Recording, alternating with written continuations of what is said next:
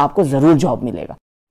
लेकिन अगर पढ़ाई कर रहे हैं तो उस चीज़ में जी जान लगा के पढ़िए। जो लोग कहते हैं ना कि जहाँ भी देखो इंजीनियर ही दिखते हैं, लाइफ में सब कुछ जो है ना वो नॉलेज दिला रहा है। तो इसलिए मेरा आपको सजेशन रहेगा कि ये मत कीजिए।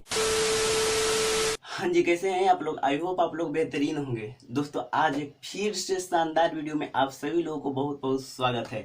और हम आप लोगों के लिए एक बहुत ही नेक दिली इंसान, बहुत ही उम्दा प्रोफेसर, जो अभी गवर्नमेंट पॉलिटेक्निक किशनगंज में एज अ प्रोफेसर बच्चों को ज्ञानवर्धन करते हैं, तो उनको इनवाइट करते हैं। तो चलिए करते हैं आज स्टार्ट। लेकिन उससे पहले अगर आप मेरे चैनल पे नए हो तो चैनल को सब्सक्राइब कर बेल आइकन को प्रेस करना नहीं भूलिएगा। So let's go.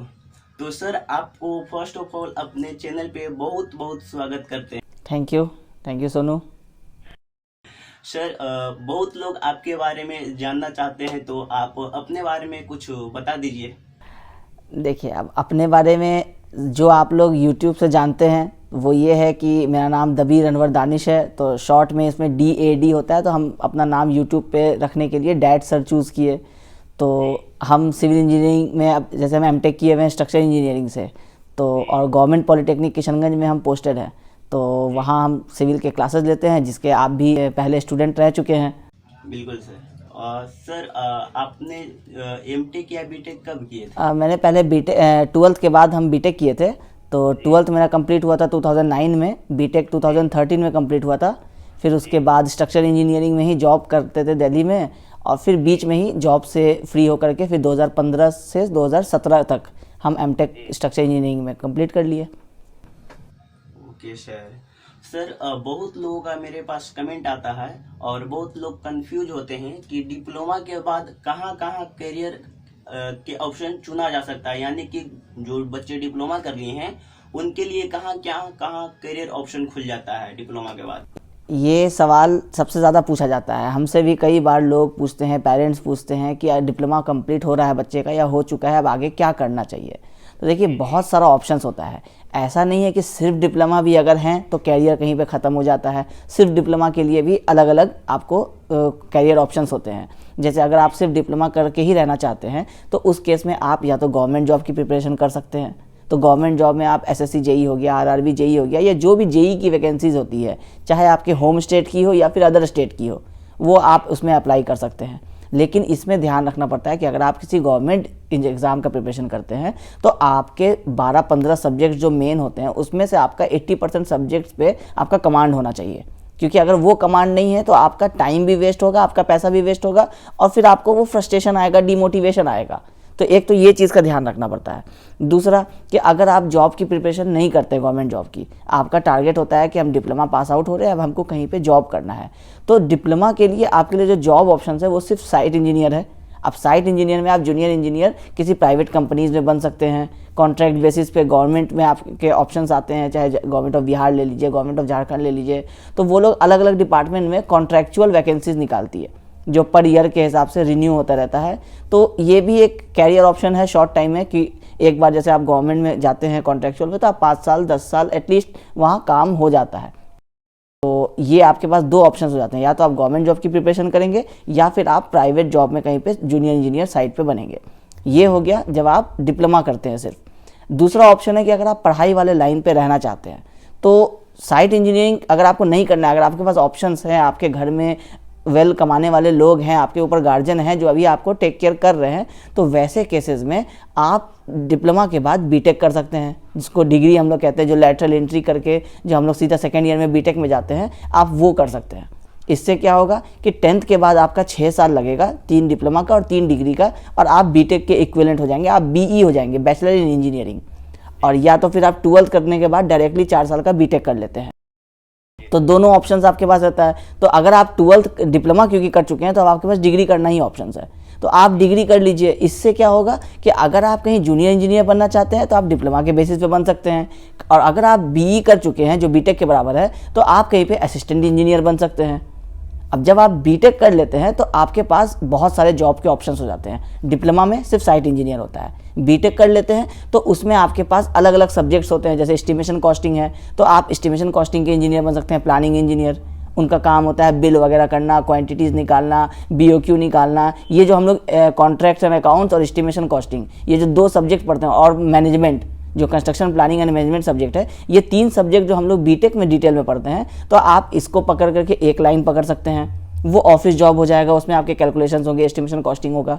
दूसरा, जो आप मॉस टॉस पढ़ते हुए अभी जा रहे हैं और आप जब बीटेक में जाएंगे तो वहाँ आप स्ट्रक्चर पढ़ेंगे, फिर आप design of RCC structure, steel structure, जो ये सब पढ़ते हैं, इसके बेसिस पे आप डिज़ाइन इंजीनियर बन सकते हैं। डिज़ाइन इंजीनियर का काम क्या होगा कि वो आपको बिल्डिंग वगैरह जो हम लोग बनाते हैं उसके पीछे जो कैलकुलेशंस होते हैं, जो बेंडिंग मोमेंट कितना आ रहा है, स्टील कितना लगेगा, कंक्रीट कितना लगेगा, ये सारी चीज़ें, तो ये एक फील्ड आ जाता है। और इसके अलावा तीसरा फील्ड बीटेक करने के बाद भी आपको साइट इंजीनियर का ओपन रहता है, जो आप कंक्रीट टेक्नोलॉजी पढ़ते हैं और आपका बिल्डिंग कंस्ट्रक्शन पढ़ते हैं, ये सारे को यूज़ करते हुए आप साइट इंजीनियर बन सकते हैं। तो डिप्लोमा करके सिर्फ एक जॉब ऑप्शन है, गवर्नमेंट जॉब की अगर नहीं बात करें, प्राइवेट की बात करें तो सिर्फ एक ऑप्शन है। बीटेक करने के बाद आपके पास 2 ऑप्शन है, 3 ऑप्शन है। और उसके बाद भी अगर आप गवर्नमेंट जॉब बीटेक के बाद भी करना चाहते हैं तो आपके पास सबसे अच्छा ऑप्शन क्या है कि आप डिप्लोमा करके डिग्री किए हुए हैं, तो अगर आपका एज लिमिट से अगर आप बियॉन्ड नहीं गए हैं, अगर आप 30 ईयर्स के अंदर में हैं, तो आप डिप्लोमा वाली वैकेंसीज भी भर सकते हैं और बीटेक के बराबर वाली वैकेंसीज भी भर सकते हैं। तो ये सारे ऑप्शंस आपको हो जाते हैं डिप्लोमा करने के बाद। जी जी। तो सर बहुत सारे अफवाह ऐसा फैलते रहता है कि जो एली से बीटेक करते हैं, यानी डिप्लोमा के बाद जो बीटेक करते हैं, तो उसके बाद जो सर्टिफिकेट उनको मिलता है उसके दम पे, यानी कि जो बीटेक लेवल पे जो वैकेंसी आती है उसके लिए एलिजिबल नहीं होते हैं एली वाले। तो इस अफवाह को आप किस तरह से देखते हैं? देखिए, ये तो खैर पहला तो ये अफवाह है, लेकिन इसको अफवाह नहीं कहेंगे। ये क्या होता है ना, ये डर बोलता है कि कई बार जो लोग डिप्लोमा करके बीटेक कर रहे होते हैं तो उनको ये डर लगता है कि ये रेगुलर वाले बीटेक की तरह हम लोग फर्स्ट ईयर से नहीं पढ़ रहे हैं, सीधा सेकेंड ईयर से पढ़ रहे हैं, तो कहीं हम लोगों का डिग्री किसी एग्ज़ाम में या किसी जॉब में ऐसा तो नहीं होगा कि वैलिड नहीं होगा। तो ऐसा नहीं होता है। इंडिया में 2 तरह से डिग्री मिलती है बीटेक की, एक या तो आप BE करेंगे या फिर आप बीटेक करेंगे। तो बीटेक और BE दोनों इक्विवेलेंट होता है। जब आप फॉर्म भरते हैं, चाहे आप गवर्नमेंट का एग्जाम्पल ले लीजिए या फिर आप प्राइवेट में चले जाइए, तो वहाँ आपको BTech/BE आप देखते होंगे कि फॉर्म पे लिखा रहता है। उसका मतलब ही ये है कि आपका 10th के बाद 6 साल की आपकी पढ़ाई होनी चाहिए, चाहे आप डिप्लोमा करके पढ़िए, चाहे आप डायरेक्टली 12th करके आप बीटेक कीजिए। तो कोई डिफरेंस नहीं है दोनों में, दोनों बराबर है। ठीक है। अब मैंने बहुत सारे जानने वाले हैं, मेरे सीनियर्स हैं, मेरे गुरु लोग हैं, जो पहले जो BE हैं उसके बाद उन लोग MTech किए हैं, और हम लोग जैसे 12th करके बीटेक किए हैं, तो हम लोग दोनों ही एक ऑफिस में काम करते हैं, उसमें कोई इश्यूज नहीं होता है। यानी कि सर ये एक प्रकार से डर ही है, अफवाह ही है। हाँ, एक तरह से डर है जो अफवाह की तरफ फैलते चला गया है कि एली मत करो, एली मत करो, ऐसा कुछ नहीं होता है। आप जिस तरह के कैरियर ऑप्शन में जा चुके हैं, आप वहाँ से वापस नहीं आ सकते। तो आपको रास्ता 2 चुनना था, या तो 12th करके बीटेक करना था, या आप डिप्लोमा कर चुके थे। तो डिप्लोमा कर चुके हैं तो वापस 12th करने की कोई जरूरत नहीं, आप एली कर लीजिए, आपका बीटेक के बराबर हो जाएगा। तो सर जैसे कि जो अभी गवर्नमेंट एग्जाम की प्रिपरेशन करते हैं, तो बहुत कम वैकेंसी या वैकेंसी बहुत दिन पे आने के कारण बहुत सारे लोग हैं जो डीमोटिवेट हो जाते हैं, तो उनके लिए आप क्या बताना चाहेंगे ताकि वो खुद को मोटिवेट रख सके? देखिए, सबसे पहला बात तो डीमोटिवेशन होना नहीं चाहिए। इसके पीछे रीज़न है बहुत सारा। डीमोटिवेशन क्या होता है, हम लोग एक जॉब करना चाहते हैं, वो जॉब हम लोगों को नहीं मिल पा रहा है, यही डीमोटिवेशन है। लेकिन ये भी तो हो सकता है कि आपका अगर आप एक सीरियसली एक चीज़ को समझिए कि आपका लाइफ जो है, हम लोग जनरली 60 साल का मान के चलते हैं, तो 60 साल 65 साल की अगर लाइफ है, आप 25 से 30 साल के एज तक आप ट्राई कर रहे हैं, आपको जो जॉब चाहिए था, आपको ये नहीं पता था कि आप उससे कितने पैसे कमाइएगा, लेकिन आपको वो जॉब चाहिए था, तो वो जॉब नहीं मिला। तो हो सकता है कि कोई दूसरा जॉब जो आप 29 साल की उम्र में पकड़ रहे हैं, हो सकता है वो 5 साल आप उस जॉब को कीजिए और आपको इतने पैसे हो जाएं कि आपका 60-65 साल आराम से बीत जाएगा। तो इसलिए रियली में अगर देखा जाए तो डीमोटिवेशन कुछ नहीं होता है। हाँ, ये होता है कि 5 साल 6 साल से लोग एक ही चीज़ के पीछे लगे हुए हैं, उसको पाना चाहते हैं, अगर वो नहीं मिल पाता है तो ये ज़रूर समझ लीजिए कि लाइफ तो चलना है। ऐसा तो नहीं है कि अगर वो जॉब नहीं मिला तो इससे लाइफ में कुछ बदलाव आ जाएगा। आपको अल्टीमेट एम है पैसा कमाना, तो आप कोई दूसरा जॉब पकड़ेंगे, चाहे वो प्राइवेट का होगा। बहुत सारे प्राइवेट के लोग हैं जो दिल्ली जैसे शहर में अपना एक प्लॉट लेकर रखे, उसमें मल्टी स्टोरी बिल्डिंग बना चुके हैं, उनका एज हार्डली 45-48 ईयर्स है।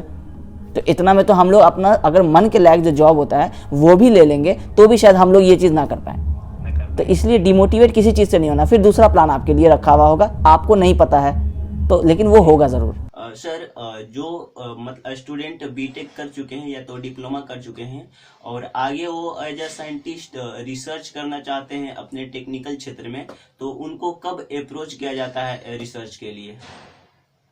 देखिए, रिसर्च पहले एक चीज़ समझना होगा कि आप रिसर्च क्या करते हैं। जैसे आप सिविल इंजीनियर हैं और आपको अगर किसी रिसर्च फील्ड में जाना है तो मतलब है कि आपको सिविल इंजीनियरिंग में ही आगे कुछ रिसर्च करना है, कुछ और किसी एक पार्टिकुलर टॉपिक पे आपको डीप जाना है। क्योंकि सिविल इंजीनियरिंग बहुत वास्ट एक वो है, ब्रांच है। इसमें जैसे 15 सब्जेक्ट्स हैं तो वो 15 अलग अलग डायरेक्शन में जाते हैं। आप किसी भी एक सब्जेक्ट को पकड़ेंगे तो आप उसके डेप्थ में चलते चले जाएंगे।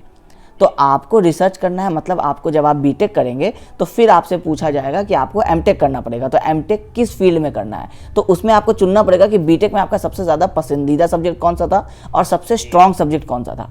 क्योंकि जिसका नॉलेज है आपको, आप उसी में और आगे मास्टर्स कर सकते हैं। तो फिर आप एमटेक करेंगे।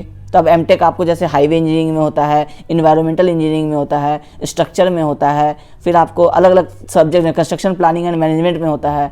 तो जैसे फॉर एग्जांपल हम जैसे क्या कि मेरा स्ट्रक्चर वाला फील्ड बहुत अच्छा था, स्ट्रक्चर में मेरा इंटरेस्ट बहुत अच्छा था, तो हम स्ट्रक्चर वाले फील्ड में क्या किए, बैचलर्स थे पहले, हम बीटेक किए थे, फिर हम क्या किए, मास्टर्स कर लिए। अब हम एमटेक हो गए। अब हम बाकी सारे सब्जेक्ट्स को पीछे छोड़ दिए और हम सिर्फ स्ट्रक्चर वाले सब्जेक्ट्स में थोड़ा और डीप चले गए। तो यहाँ पे हो गया एमटेक। फिर एमटेक करने के बाद आता है पीएचडी। तो जब आप पीएचडी करते हैं तो आपको डॉक्टरेट की डिग्री मिलती है, डॉक्टर ऑफ फिलोसफी कहते हैं पीएचडी को। तो आप इसमें क्या करते हैं, आप फिर उसी सब्जेक्ट को जो आप एमटेक में करते हैं उस पर आप और डीप चले जाते हैं पीएचडी में, उस पर कुछ रिसर्च करते हैं अपना, उस पर आप कुछ थेसिस बनाते हैं कि मेरे हिसाब से ये होना चाहिए था। हम लोग भले ही टेक्स्ट बुक में ये पढ़ते हैं मगर मेरे रिसर्च के हिसाब से ये रिजल्ट हो रहा है। तो अब वो या तो वो सही होगा या वो गलत होगा, उसके ऊपर ही पीएचडी की डिग्री होती है।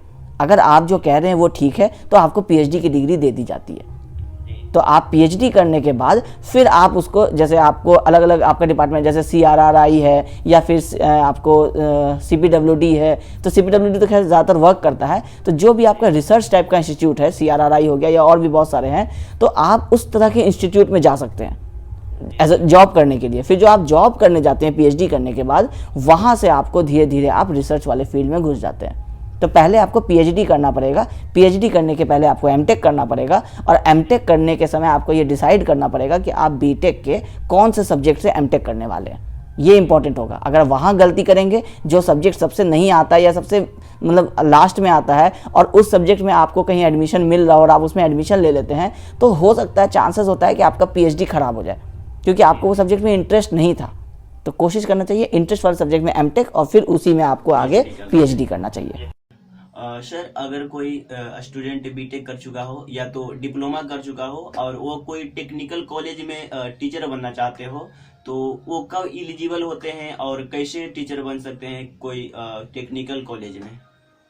टीचिंग के लिए ना आपको हमेशा एक लेवल ऊपर का रिक्वायरमेंट होता है। जैसे आप अगर डिप्लोमा हैं तो आप 12 तक को पढ़ा सकते हैं, लेकिन आपको अगर डिप्लोमा को पढ़ाना है तो आपको बीटेक का डिग्री चाहिए, आपको बीटेक को पढ़ाना है तो आपको एमटेक का डिग्री चाहिए, और एमटेक को पढ़ाना है तो पीएचडी का डिग्री चाहिए। तो सिर्फ डिप्लोमा करके आप सिविल इंजीनियरिंग नहीं पढ़ा सकते हैं, आपको डिग्री करना पड़ेगा या फिर मतलब बीटेक करना पड़ेगा। अगर आप बीटेक कर लेते हैं तो फिर उसके बाद आप डिप्लोमा कॉलेज में लेक्चरर की तरह से ज्वाइन कर सकते हैं, प्राइवेट हो या गवर्नमेंट हो। सर, डिप्लोमा के बाद बीटेक करने सभी के लिए कंपलसरी होता है क्या, एक प्रॉपर मतलब कि फ्यूचर बनाने के लिए, अच्छा करियर बनाने के लिए, या डिप्लोमा स्तर पे भी बढ़िया फ्यूचर बनाया जा सकता है?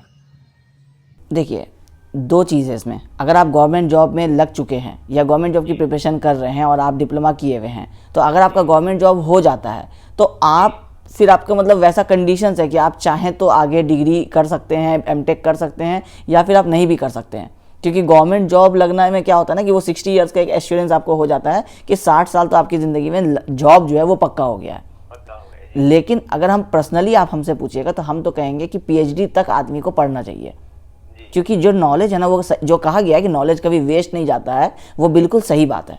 आप किसी एक पार्टिकुलर फील्ड में आप जब पढ़ाई करते हैं, वो आप आज नहीं रियलाइज़ करेंगे, आप जब 30 साल के 35 साल के होंगे, आपको तब ये रियलाइजेशन होगा कि आपको बहुत इंपॉर्टेंट चीज़ आता है। कोई अगर आपसे पूछेगा कि आप क्या करते हैं, आपको क्या आता है, तो आपको पता रहेगा कि आप जिस फील्ड में पढ़ाई किए हैं आपको उसका बहुत नॉलेज है। उसके साथ साथ और भी चीज़ का नॉलेज हो जाता है, ये चीज़ सही बात है। जब आप पढ़ाई करते रहते हैं तो आपको सिर्फ अपनी पढ़ाई के अलावा बाकी सारी चीज़ों का आपको नॉलेज हो जाता है। तो इसलिए मेरे हिसाब से कहा जाए तो आपको अगर गवर्नमेंट जॉब लग भी जाता है तो गवर्नमेंट जॉब वालों को भी फैसिलिटी होती है कि वो सरकार से एप्लीकेशन दे करके वो अपना बीच में या तो विथ पे या विदाउट पे का लीव ले सकते हैं। अगर उनका फाइनेंशियल कंडीशन ठीक है, उनको अभी 2 साल अगर सैलरी ना मिले या हाफ सैलरी मिले तो उनको कोई प्रॉब्लम नहीं है, तो उन लोगों को भी डिप्लोमा के बाद ड्रॉप करके 2 साल अपनी नौकरी को साइड में रख करके बीटेक कर लेना चाहिए, 3 साल साइड में रख करके। अगर बीटेक हो जाता है तो फिर उनको क्या होगा, आगे प्रमोशन जल्दी मिलेगा, तो जो उनका सैलरी इंक्रीज होता है वो ज़्यादा जल्दी इंक्रीज होगा। लेकिन अगर नहीं, यानी कि सर ऐसा होता है कि जो गवर्नमेंट जॉब कर रहा हो और वो बीच में ड्रॉप करके अपनी जॉब को और बीटेक करना चाहते हो तो 2 साल के लिए लीव ले सकता है, फिर बीटेक जब कंप्लीट हो जाए तो वो ज्वाइन कर सकता है उस जॉब को। हाँ, बिल्कुल बिल्कुल, वो गवर्नमेंट ऐसा फैसिलिटी देती है कि आपको अगर इन केस जैसे हम लोग अभी गवर्नमेंट पॉलिटेक्निक में है, लेक्चरर हैं, मान लीजिए कि हमको पीएचडी करना है, तो पीएचडी करना है तो हमको 2 साल या 3 साल का लीव चाहिए। तो गवर्नमेंट को जब हम एप्लीकेशन देते हैं, मेरे डिपार्टमेंट में, साइंस एंड टेक्नोलॉजी डिपार्टमेंट में जब हम एप्लीकेशन देंगे कि हमको आगे पीएचडी की पढ़ाई करनी है, तो फिर वो डिसाइड करते हैं कि इनको विदाउट पे करेंगे, क्योंकि विद पे बहुत कम होता है, मतलब आपको सैलरी भी दे रहे हैं और आप पढ़ाई भी कर रहे हैं, ऐसा जनरली बहुत कम होता है। तो गवर्नमेंट फिर आपको परमिशन देती है कि ठीक है, आप एक काम कीजिए, हम आपको सैलरी नहीं देंगे और आपको अगले 3 साल तक के लिए छुट्टी जो है वो ग्रांट किया जाता है। इस 3 साल में आप पढ़ाई कीजिए और आप अपना डिग्री ला करके वापस डिपार्टमेंट में जमा कर दीजिए। वो जैसे ही आप जमा कर देते हैं फिर उसके बाद आपकी वापस जो नौकरी है वो आपकी वापस शुरू हो जाती है, फिर आपको सैलरी आना स्टार्ट हो जाता है। और इस बार आप एमटेक जैसे अगर हैं तो हम पीएचडी हो जाएंगे। फिर जब पीएचडी हो जाएंगे, आगे कहीं प्रमोशन की बात होगी, ट्रांसफर की बात होगी, या फिर लेक्चरर से एचओडी बनने की या प्रिंसिपल बनने की बात होगी, तो वहां पे आपको वो डिग्री जो होगा, क्योंकि फिर ज्यादा डिग्री वालों को प्रमोशन पहले मिलता है, तो जैसे पीएचडी होंगे तो उनको प्रमोशन पहले मिलेगा, तो सैलरी बढ़ेगी और फिर वही सैलरी आगे चलेगी। तो इससे आपको लास्ट में जब आप 60 ईयर्स में जब आप रिटायर होंगे तो आपका सैलरी, अगर कोई पीएचडी नहीं करता है, एमटेक रहता है, तो उसके सैलरी में बहुत डिफरेंस हो जाता है। तो गवर्नमेंट ये फैसिलिटी देती है आपको। तो ब्रेकिंग न्यूज आप लोग सुन रहे हैं ना कि अगर आप डिप्लोमा स्तर पे जॉब कर रहे हो और आप जॉब के दौरान जॉब को लीव लेकर और बीटेक करना चाहते हो तो आप कर सकते हो बीटेक, और बीटेक के बाद आप उसी जॉब को ज्वाइन कर सकते हो। तो ये बहुत ज़्यादा ही इन्फॉर्मेशन, बहुत बढ़िया इन्फॉर्मेशन था सर, क्योंकि बहुत सारे बच्चे ऐसे हैं जो बहुत ज़्यादा कन्फ्यूज रहते हैं इसको लेकर कि क्या जॉब के दौरान हम बीटेक कर सकते हैं या नहीं। तो ये बहुत ही बढ़िया इन्फॉर्मेशन था सर। और अब चलते हैं अगले क्वेश्चन की ओर। तो सर अगला क्वेश्चन आपसे ये है कि अगर कोई यूट्यूब पे अपना एज अ टीचर करियर बनाना चाहता है तो उसके लिए आप क्या कहना चाहेंगे? देखिए, हम खुद यूट्यूब पे अपना टीचिंग कर रहे हैं, लेकिन अगर हम ये कहें कि आप हमसे सवाल पूछिएगा कि कैरियर बनाना चाहिए या नहीं बनाना चाहिए, तो हम कहेंगे कि यूट्यूब को सबसे पहला कैरियर नहीं बनाना चाहिए। आपको पहले अपने लाइफ में कोई एक जॉब करते रहना पड़ेगा। जैसे अगर मेरा जॉब अभी गवर्नमेंट पॉलिटेक्निक में चल रहा है, हम इसके साथ साथ यूट्यूब को स्टार्ट किए हैं। अब मेरा यूट्यूब क्योंकि थोड़ा सक्सेस की तरफ जा रहा है, सब्सक्राइबर्स बढ़ रहे हैं, 10,000 सब्सक्राइबर्स होने वाले हैं, तो अगर अभी भी ये 10,000 सब्सक्राइबर्स जो हैं ये इतने काफ़ी नहीं है कि हम अपने उस जॉब को छोड़ करके इस जॉब को मेन पकड़ लें। शायद इसीलिए आप देख रहे हैं कि अभी 2-3 महीने से वीडियो जो नहीं आ रहा है मेरे चैनल पे, वो इसी वजह से नहीं आ रहा है, क्योंकि एक मेरा मेन जॉब है जिसको हमको पहले देखना है और उसके बाद साथ साथ में हम इसको चलाना चाहते हैं। तो YouTube को आपको अगर मेन बनाना है तो पहले आपको अपने एक जॉब करना पड़ेगा, कहीं जॉब पकड़िए, उसके साथ साथ आप YouTube स्टार्ट कीजिए। और YouTube को टाइम देना पड़ता है। जैसे मेरे केस में अभी आप देखेंगे तो इसको लगभग 3 साल मेरे चैनल को लगेगा, तब जा करके शायद मेरा चैनल इतना इनकम दे हमको एड्स के थ्रू या जिस भी सोर्स के थ्रू, जो हम अपना बाकी ऑप्शंस को छोड़ करके या बाकी ऑप्शंस पे नहीं ध्यान दे करके YouTube को एज अ प्रोफेशन चुन लें। और इसमें बहुत सारे फैक्टर्स होते हैं, क्योंकि कई बार होता है कि मार्केट का कुछ कंडीशन होता है, कई बार यूट्यूब का अपना कुछ प्रॉब्लम हो जाएगा, आपको नहीं पता है कि आगे क्या क्या प्रॉब्लम हो सकता है, तो आप सिर्फ इसके बेसिस पे आप अपना पूरा लाइफ को सेटल नहीं कर सकते हैं। लेकिन अगर जैसे बड़े बड़े यूट्यूबर्स को आप देखते हैं, उनको ऑलरेडी अभी जो बहुत सारे लोग हैं जो 25 साल के हैं, 30 साल के हैं, उनको उस एज में ही इतना पैसा आ चुका है जितना उनको आगे 15 साल या 20 साल कोई जॉब नहीं करने का भी टेंशन नहीं है। तो ये हो जाता है थोड़ा लकी होने पे। तो आप ये चीज़ अभी नहीं कह सकते हैं कि YouTube मेरा प्रोफेशन है तो हम YouTube के थ्रू ही आगे जाने वाले हैं, क्योंकि अगर नहीं होगा तो फिर कैरियर कहीं नहीं जाएगा, कैरियर बर्बाद हो जाएगा। तो इसलिए YouTube को स्टार्ट कीजिए, टीचिंग ज़रूर YouTube पे कराइए। YouTube पे टीचिंग कराने से आपको आपके खुद के बहुत सारे डाउट्स क्लियर हो जाते हैं। जब आप एक सब्जेक्ट पढ़ाते हैं, लोगों को वो पसंद आता है, तो लोग फिर दूसरा सब्जेक्ट आपसे मांगते हैं, फिर आप दूसरा सब्जेक्ट पढ़ाते हैं, उसमें आपको, क्योंकि आप सब सब्जेक्ट में मास्टर नहीं हो सकते हैं, आपको 15 में से 10 सब्जेक्ट आता होगा, कोई 5 सब्जेक्ट होगा जो सबसे कम आता होगा। लेकिन अगर आप उसको जब पढ़ाना शुरू करेंगे, और यूट्यूब पे, क्योंकि क्या होता है ना, पूरा इंडिया देख रहा होता है, अगर हम लोग इंडिया की ही बात करें अभी, क्योंकि हम लोग हिंदी में जनरली हम लोग सारे लेक्चर्स लेते हैं, तो इंडिया के ही हमारे सारे सब्सक्राइबर्स हैं, तो वो लोगों में क्या है ना कि बहुत लोग देख रहे हैं, अलग अलग जगह से देख रहे हैं, तो कोई उस पर कुछ भी कमेंट कर सकता है, कोई आपको कुछ भी क्वेश्चन कर सकता है उस पर, तो उससे आपका अपना डेवलपमेंट होता है। तो हम तो कहेंगे कि सारे लोग जो टीचिंग में आना चाहते हैं वो यूट्यूब पे एक बार पढ़ाई ज़रूर कराएं, उससे उनका खुद का बहुत अच्छा डेवलपमेंट हो जाएगा। तो अगर आप लोग नहीं जान रहे हो तो मैं बता दूं कि ये हमारे सर हैं और ये यूट्यूब पे पढ़ाते हैं, और यूट्यूब चैनल का नाम है डैड सर। तो वैसे तो मैं टैग कर दूंगा, और ये टेक्निकल बच्चों को पढ़ाते हैं। तो सर लास्ट में आप मेरे ऑडियंस को अपने तरफ से कुछ बोलना चाहेंगे? देखिए, अब ऑडियंस आपके जो है ज़्यादातर आपके कलीग्स होंगे, आपके एज के लड़के होंगे जो डिप्लोमा कर चुके होंगे या कर रहे होंगे, या बीटेक के स्टूडेंट्स होंगे। तो मेरा उन सबको एक ही चीज़ कहना होगा कि आप जिस भी डिपार्टमेंट से आप पढ़ाई कर रहे हैं, चाहे वो सिविल हो, मैकेनिकल हो, इलेक्ट्रिकल हो, आप जिस डिपार्टमेंट से पढ़ रहे हैं, फिर आपको उसी पढ़ाई को आगे कंटिन्यू करना चाहिए, और उस पढ़ाई को बिल्कुल डेप्थ में करना चाहिए। क्योंकि लाइफ में आगे आपको रियलाइज़ होगा, जब आप कहीं जॉब करके, जब आपके 5 साल अभी से बाद अगर आप देखेंगे, 10 साल बाद देखेंगे, तो आपको रियलाइज़ होगा कि लाइफ में सब कुछ जो है ना वो नॉलेज दिला रहा है। आप कहीं इंटरव्यू देने जाएंगे, आपको इंटरव्यू में वहाँ जो आपको कोई 20,000 देगा, कोई आपको 25,000 रुपये देगा, अलग अलग कंपनीज होंगी, तो वो आपको 20,000 और 25,000 क्यों देगा? उसका इतना कीमती पैसा है, वो आपको दे रहा है उस काम को करने के लिए, तो वो आपको कब देगा? जब वो आपसे अपने लायक का कुछ सवाल करेगा जो उसको काम करना है।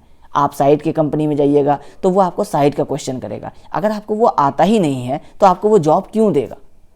तो इसीलिए आप सिर्फ, जो अभी इंडिया में फ़िलहाल अभी चल रहा है कुछ सालों में, 4-5 सालों में, कि बीटेक के स्टूडेंट्स और डिप्लोमा के स्टूडेंट्स इतने ज़्यादा हो गए हैं, और वो मैक्सिमम आप हर गली में देखेंगे तो आपको कुछ, जो लोग कहते हैं ना कि जहाँ भी देखो इंजीनियर ही दिखते हैं, तो दिक्कत ये नहीं है कि जहाँ भी देखो वहाँ इंजीनियर दिखते हैं, लेकिन दिक्कत ये हो रहा है कि जो भी इंजीनियर बन रहे हैं उसमें से 50% ऐसे इंजीनियर बन रहे हैं जो डिग्री ले रहे हैं, जो एग्ज़ाम देने जा रहे हैं, एग्ज़ाम दे करके वो पास हो जा रहे हैं, क्योंकि उनका प्राइवेट इंस्टीट्यूट है या गवर्नमेंट इंस्टीट्यूट है, और वो आसानी से पास हो जा रहे हैं, उनको डिग्री मिल जा रहा है। प्रॉब्लम वो हो रहा है, वो आपको कहीं एंड नहीं मिलेगा उसका। आपको लास्ट में रियलाइज़ होगा कि आपका वो 4 साल 3 साल भी बर्बाद हो रहा है, आपका पैसा भी बर्बाद हो रहा है, और अल्टीमेटली आपको कोई दूसरा बिजनेस ही करना पड़ रहा है। तो इसलिए मेरा आपको सजेशन रहेगा कि ये मत कीजिए, या तो वो मत पढ़िए, उसमें टाइम मत लगाइए। अगर आप 21 साल के हैं या 22 साल के हैं, आपको लग रहा है कि ये पढ़ाई नहीं करना है, तो फिर आप उसमें टाइम मत लगाइए। आप जिस चीज़ में आपको इंपॉर्टेंट लग रहा है आप उस चीज़ में चले जाइए, और आप उसमें अपना कैरियर बना लीजिए। हो सकता है 25 साल 26 साल की एज तक में आपका वो सेटल्ड हो जाएगा। लेकिन अगर पढ़ाई कर रहे हैं तो उस चीज़ में जी जान लगा के पढ़िए, क्योंकि आप मेरी बात को नोट कर लीजिए, आज से 10 साल बाद आपको, जब आपके सब्जेक्ट्स नहीं आते होंगे, तब आपको ये रियलाइज़ होगा कि अगर वो सब्जेक्ट्स आ रहा होता तो अभी कोई जॉब मिल गया होता। कई बार जॉब मिल भी जाता है, लेकिन प्रमोशन फिर नहीं मिलता है, क्योंकि जब जॉब एक बार मिल गया, आपसे वो 10 क्वेश्चन पूछा, आपने 7 का जवाब दे दिया, वो आपको बार्गेन करके आपको सैलरी दे दिया, लेकिन बाद में उसको ये रियलाइज़ हो जाता है कि इसको इसके अलावा और कुछ नहीं आता है, तो फिर वो आपको अगर नहीं भी हटाता है कंपनी से, तो आपको सैलरी नहीं बढ़ाता है, फिर लास्ट में आपको खुद छोड़ना पड़ जाता है वो कंपनी, फिर आपको दूसरे कंपनी में जाना पड़ता है। तो ये संघर्ष कब तक करेंगे? उससे बेहतर है कि 1-2 साल ड्रॉप करके सारे सब्जेक्ट्स की आप गवर्नमेंट जॉब की प्रिपरेशन कर लीजिए। मेरा सजेशन यही रहेगा कि अगर डाउट हो रहा है अपने ऊपर, तो 1 साल ड्रॉप कीजिए, गवर्नमेंट जॉब की प्रिपरेशन कर लीजिए। आप एसएससी जेई का एग्जाम्पल लीजिए, आप प्रिपरेशन कीजिए। आप 12 सब्जेक्ट में से कितना पढ़ेंगे? 8 या 9 सब्जेक्ट पढ़ने की कोशिश करेंगे। आपको अगर वो 8 समझ में आ गया, भले ही आपका एग्जाम नहीं निकला, आप किसी भी इंटरव्यू में जाइए, आपका इंटरव्यू सबसे पहले क्रैक होगा, क्योंकि सब्जेक्ट्स वही हैं, क्वेश्चन वही हैं। बस आपको ये नहीं पता है कि उस दिन आपसे वो क्वेश्चन पूछेगा क्या। आप पूरा सब्जेक्ट ही पढ़ लीजिए, आपको वो जो भी क्वेश्चन पूछेगा, आपको कुछ ना कुछ जवाब उसका आता होगा, आपको ज़रूर जॉब मिलेगा। तो मेरा यही सजेशन रहेगा कि अपने सब्जेक्ट्स में जिसमें पढ़ाई करें उसको कभी मत छोड़िए। तो सर आपसे एक लास्ट क्वेश्चन है कि आपको मेरे चैनल पे आकर कैसा महसूस हो रहा है? बहुत ही अच्छा लगता है, क्योंकि आज से 3 साल पहले हम आपको पढ़ा रहे थे, तो अब आप एक खुद यूट्यूबर हैं, आपके 1000 सब्सक्राइबर्स पार हो गए हैं, कॉन्ग्रेचुलेशंस आपको। तो अच्छा लगता है ये देख करके कि कोई अपना ही स्टूडेंट है जिसको हम पढ़ा रहे हैं, जिसको हम जान रहे थे कि ये रूट लेवल से कैसे आप फर्स्ट ईयर से लेकर के थर्ड ईयर तक का आप अपना सफर तय करते हैं, और फिर आप पटना जाकर के अभी आप प्रिपरेशन कर रहे हैं, और फिर आप अभी एक यूट्यूब को भी अपने आप बहुत अच्छे से मैनेज कर रहे हैं। तो अच्छा लगता है ये चीज़ देख करके। लेकिन आपके लिए भी एक सजेशन रहेगा कि हमेशा आप अपने प्रिपरेशन को और अपने जॉब को ज़्यादा प्रेफरेंस दीजिए यूट्यूब के मुकाबले, क्योंकि यूट्यूब अनसर्टेन है। जिस दिन आपका यूट्यूब चल गया, आपको पता चल जाएगा कि आपका यूट्यूब चल गया है और आपके यूट्यूब से आपको अर्निंग हो रही है, उस दिन इसको आप सीरियसली ले सकते हैं। लेकिन अभी हम कहेंगे कि आप यूट्यूब अच्छा चला रहे हैं, आप अच्छा चलाइए, लेकिन आपका एसएससी जेईई कॉम्प्रोमाइज़ नहीं होना चाहिए। तो सर आपको बहुत बहुत शुक्रिया इतना कीमती टाइम देने के लिए। तो दोस्तों आप लोग को ये वीडियो बहुत ही बढ़िया लगा होगा, जैसा कि मुझे आशा है। अगर बढ़िया लगा हो तो वीडियो को लाइक करना नहीं भूलिएगा, और चैनल पे नए होंगे तो चैनल को सब्सक्राइब कर बेल आइकन को प्रेस कर दीजिए। तो आज के लिए इतना ही, अब मिलते हैं अगले वीडियो में, तब तक के लिए जय हिंद।